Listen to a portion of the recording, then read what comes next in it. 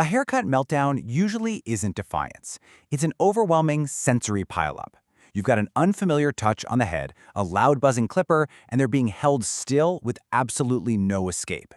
When it comes to tackling this with your toddler, the motto is simple. Don't calm down, conquer.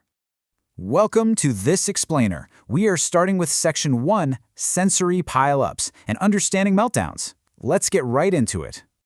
Okay, let's dive into this. The biggest mistake we can make is looking at a screaming, thrashing child in a salon chair and viewing it as a discipline issue.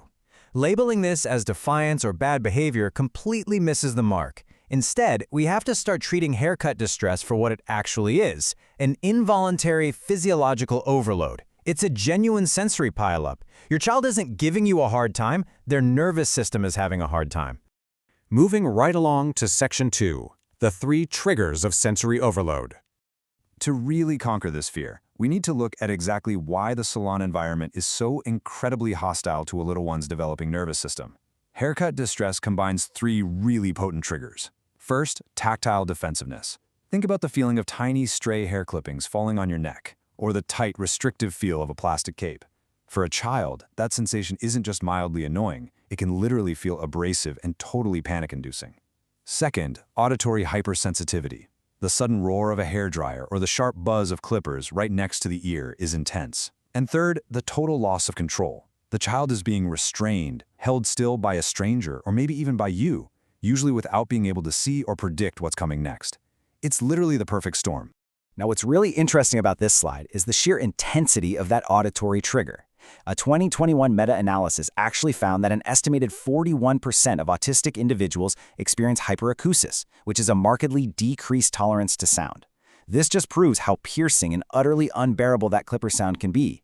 For many children, especially those with sensory differences or an autism profile, the sound of the clipper alone is enough to trigger a full-blown meltdown before a single hair is even cut. Section 3, what research shows regarding evidence and treatment.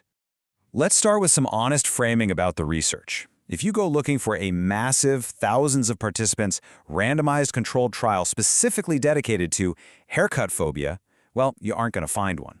But that definitely doesn't mean we're just guessing in the dark. Instead, we can confidently rely on established behavioral science. We take the gold standard therapies used for other specific intense phobias and adapt them directly to the grooming experience. One of the absolute best frameworks we pull from is called one-session treatment, or OST. The recent Aspect trial proved that OST is just as effective as multi-session cognitive behavioral therapy for treating specific phobias in kids. It works by taking a 1-hour assessment, building a fear hierarchy, and then diving into up to 3 hours of gradual, highly controlled exposure.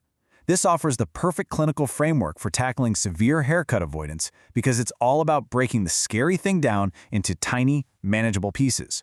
And this brilliantly illustrates exactly how we apply that behavioral shaping to haircuts.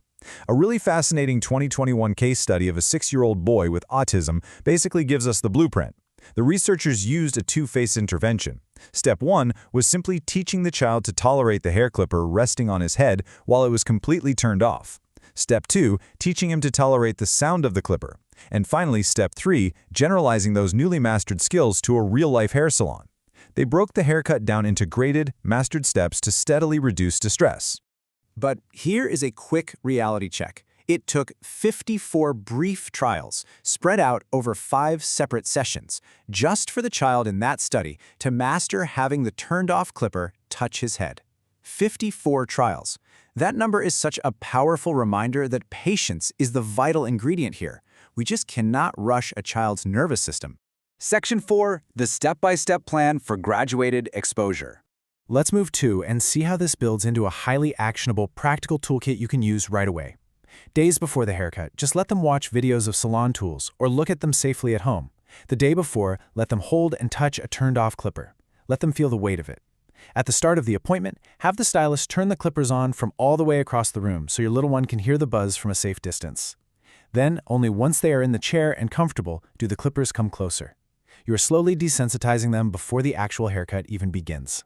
So the crucial point is predictability and control. You absolutely must hand control back to the child to eliminate the terror of the unknown. Preview every single step before it happens. Tell them, okay, now I'm going to touch your left ear.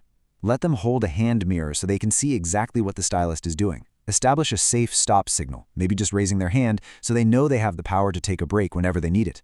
Let them choose their chair, and crucially, offer ear protection like noise-canceling headphones to dull that sharp auditory hypersensitivity. Section 5. Seeking help and professional support. Now, I want to take a moment to address something really important. Even with all the patience in the world and the absolute best at-home strategies, sometimes it's just not enough. And you know what? That is completely okay. It is perfectly normal to need a little extra support. If you find that your child is experiencing persistent, severe distress around grooming, distress that just doesn't get better with these gradual exposure steps, it shouldn't just be powered through. This kind of severe aversion can sometimes signal a broader sensory processing difference or an autism profile. Seeking a professional occupational therapy or sensory assessment is an incredibly empowering, positive step. It opens the door to specialized support for both you and your child. Which leaves us with this final thought.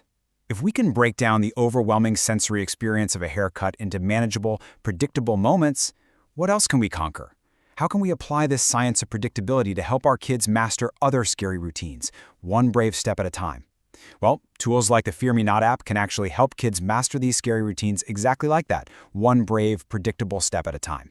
Thank you so much for joining me for this explainer. Keep practicing that patience, keep handing back control, and remember, don't calm down, conquer.